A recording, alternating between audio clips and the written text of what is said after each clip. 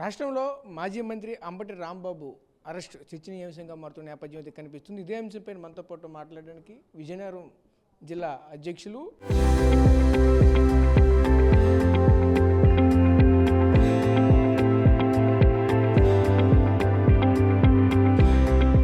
అలాగే భీమిలి నియోజకవర్గ YCP in charge అదేవిధంగా మరోవైపు విజయనగరం జడ్పీ చైర్పర్సన్ మజ్జి శ్రీనివాసరావు గారు మనతో పాటు ఉన్నారు. ఆయనతో మాట్లాడిన మరిన్ని వాళ్ళు తెలుసుకునే ప్రయత్నం చేస్తారు. చెప్పండి సార్, ఈ యొక్క వ్యవహారాన్ని ఏ విధంగా చూడాలి? చూస్తూ ఉంటే నిన్న కోవిల్ నుంచి ఆ పూజా కార్యక్రమాలు మొదలు పెట్టుకుని పూర్తి చేసుకుని వస్తున్నటువంటి తరుణంలోనే ఈ యొక్క ఘటన జరిగిన నేపథ్యం కూడా కనిపిస్తుంది. ఇదే క్రమంలో మోకమ్మడ దాడులు కూడా జరిగిన నేపథ్యం అయితే కనిపిస్తుంది. ఇదంతా ఎలా చూడాలి ఏంటి?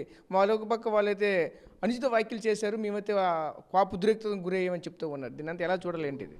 ఒక విషయాన్ని గుర్తుపెట్టుకోవాలి. ఈ రాష్ట్రంలో ఏదైనా ప్రధానమైన ఒక ప్రతిపక్ష పార్టీ మీద ఒక ఆరోపణ చేయడం, ఆ ఆరోపణ తప్పు అని బయటపడేటప్పుడు దాన్ని డైవర్ట్ చేయడానికి అనేక రకాలైన ఆలోచనలతో ఈ ప్రభుత్వం పనిచేస్తూ ఉంది. ముఖ్యంగా కూటమి ప్రభుత్వంలో ప్రధాన భాగస్వామి తెలుగుదేశం పార్టీ.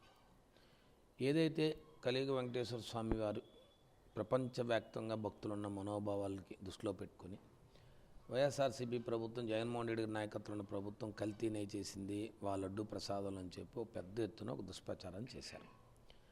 దాన్ని సుప్రీంకోర్టు న్యాయస్థానం సుమోటోగా కేసు తీసుకొని వారే సిబిఐ ఎంక్వైరీని లాడ్ చేసే పరిస్థితి వేశారు సుప్రీంకోర్టు. ఆ ఎంక్వైరీ ఏం చెప్పింది?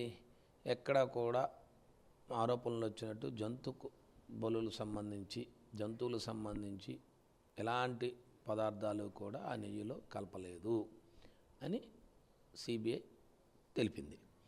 ఇంకా తెలిపిన తర్వాత ఏమైంది అంటే మన ఆరోపణ అసత్యమైపోయింది. మనం ఏదైతే చెప్పామో, ప్రజల్ని తప్పుదోవ పట్టించామో, భక్తుల మనోభావాలతో ఆడుకున్నామో, ఖచ్చితంగా ఇది మనకి ఇబ్బంది కలిగే అంశంగా మార్చిన తరుణంలో దానికి సంబంధించి అనేక రకాలైన ఆరోపణలు.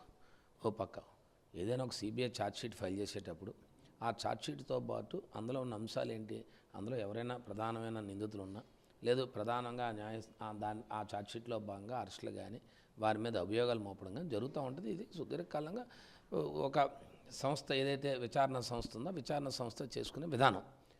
అలాంటి విధానం నుంచి నిన్నటి నుంచి తప్పుడు ఆలోచనలతో చేస్తూ ఆయన ఒక మాజీ మంత్రి. ఒకవేళ వారు అనుచిత వ్యాఖ్యలు చేసి ఉంటే దానికి సంబంధించిన విచారణ సంస్థలు ఉన్నాయి, పోలీస్ వ్యవస్థ ఉంది, వారి మీద ఇవాళ ఏదైతే. అంతేగాని ఒక మాజీ మంత్రి మీద, వారి కుటుంబం మీద, వారి ఇళ్ల మీదకి దాడులు ప్రేరేపించడం, ఈ రకమైన విధానాన్ని ఎలా చూస్తాం మనం అంటే ఈ రాష్ట్రంలో శాంతి భద్రతలు లేవు. ఈ రాష్ట్రంలో భయోందోళనతో పరిపాలన చేయాలనే ఆలోచనతో ముందుకు పోతున్నారు తప్ప ప్రజాస్వామ్యబద్ధంగా ఎన్నికైన ప్రభుత్వం ప్రజాస్వామ్యంగా పరిపాలన చేయాలనే ఆలోచన సుమారుగా ఈ 2 సంవత్సరాల దగ్గరగా కావస్తుంది. ఈ ప్రభుత్వం సాధించిన విజయాలు ఏమున్నాయి? 2 సంవత్సరాల కాలంగా ఏ రేటింగ్లో చూసుకున్నా, ఏ నివేదికలు వచ్చినా, సర్వేలు వచ్చినా అన్నింటిలో కూడా మనం అగ్రగామిగా ఉన్న ఆంధ్రప్రదేశ్ ఇవాళ చివరి స్థానంలో చూస్తుంది. దానికి కారణం పరిపాలన తీరు.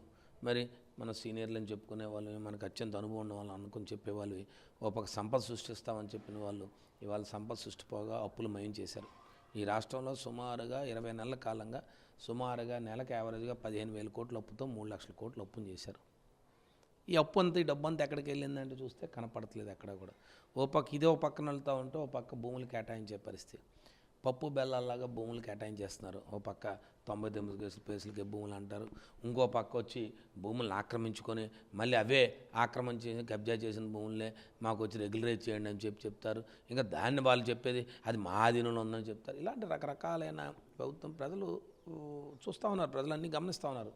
ఈ ప్రజలు గమనించిన విధానంలో మనకు అర్థమవుతుంది ఏంటంటే ప్రభుత్వం తాలూకా పరిపాలన పట్ల ప్రజలు అసంతృప్తిగా ఉన్నారు. దీన్ని పక్కదారి పట్టించే విధంగా ఇవాళ అంబటి రాంబాబు గారు అంశాన్ని పక్క తీసుకొచ్చారు. నిన్నటి నుంచి అంబటి రాంబాబు గారు ఫ్లెక్సీకి వెళ్ళారు. ఫ్లెక్సీలో మీరు తప్పుడు వార్త రాస్తున్నారని చెప్పి ఫ్లెక్సీలు పెట్టారు. ఆ ఫ్లెక్సీని వచ్చి మీరు తొలగించండి అని చెప్పారు. మరి నిన్న టీవీలో చూసాం, ఓ పక్క ప్రజాస్వామ్యంలో కర్రలు పట్టుకొని, కత్తులు పట్టుకొని పారా కాస్తూ ఉంటే ఈ వ్యవస్థ ఏమవుతుంది? పోలీస్ వ్యవస్థ. ఎవరైనా అసాంఘిక శక్తి వ్యక్తులు, ఎవరైనా చట్టాన్ని చేతిలో తీసుకోవాలని ఆలోచన చేసిన వ్యక్తుల్ని కట్టుదిట్టం చేయడానికే కదా మన దగ్గర పోలీస్ వ్యవస్థ ఇంత బలమైన వ్యవస్థ ఉంది. అలాంటి వ్యవస్థ ఉన్న తరుణంలో ఈ ప్రభుత్వం అలాంటివి చేయడం దురదృష్టకరం. ఇలాంటి సంఘటనలు ఈ రాష్ట్ర అభివృద్ధికి కానీ రాష్ట్ర పురోగతికి కానీ ఇది మంచిది కాదు. ఇలాంటి చర్యలు తాత్కాలికంగా మిమ్మల్ని ఆనందాన్ని కలిగిస్తాయేమో కానీ భవిష్యత్తు తగిన మూల్యం చెల్లించుకుంటారని చెప్పి ఖచ్చితంగా చెప్తా ఉన్నాను. అంబాబు గారి మీద దాడిని కానీ వారి ఇంటి మీద జరిగిన దాడిని కానీ రాష్ట్రంలో ప్రజలందరూ, దేశంలో ఉన్న ప్రతి ప్రజలు చూస్తూ ఉన్నారు. వ్యవస్థలు ఏమయ్యాయి? ఎవరైనా ఏదైనా జరిగితే దానికి సంబంధిత శాఖలు ఉన్నాయి, దానికి సంబంధిత విచారణ సంస్థలు ఉన్నాయి, సంబంధిత వ్యవస్థలు ఉన్నాయి. వారు దాని మీద తగు చర్యలు తీసుకుంటారు. ప్రజాస్వామ్యం నమ్మకం ఉన్నవాళ్ళు. అంతేగాని మేము ప్రజాస్వామ్యవాదులమే అని చెప్పుకునే వాళ్ళందరూ కూడా ఇలాంటి సంఘటనలను పూర్తిగా ఖండించాలి. ఖచ్చితంగా దీన్ని వైఎస్ఆర్సీపీ పార్టీ పూర్తిగా ఖండిస్తూ ఉంది.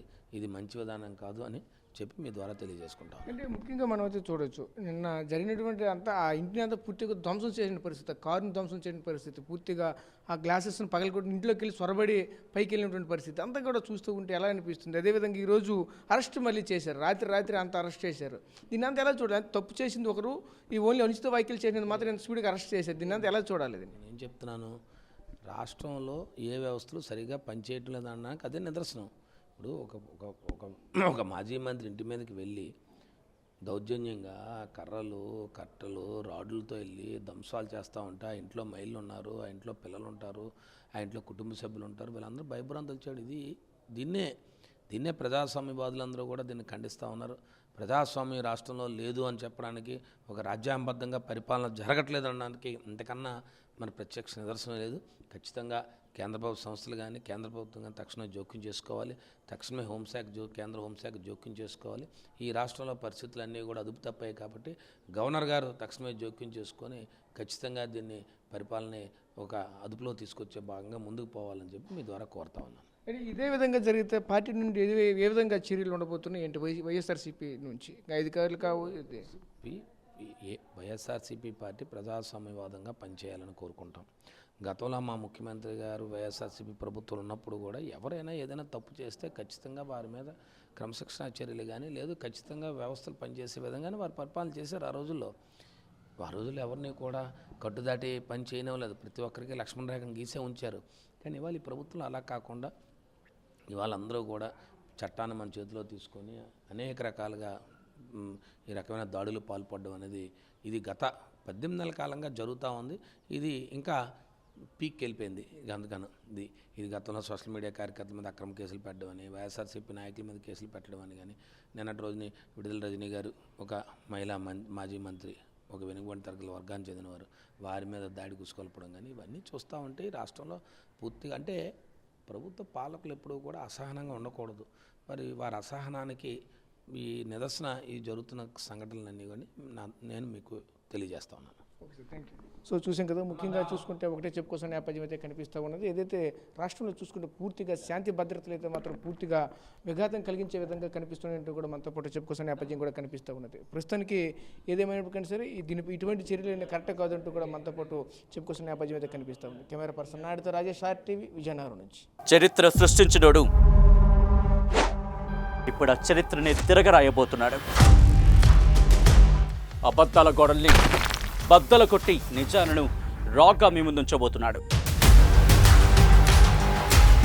నిజమైన వార్తల కోసం వెంటనే డౌన్లోడ్ చేసుకోండి రా యాప్ని.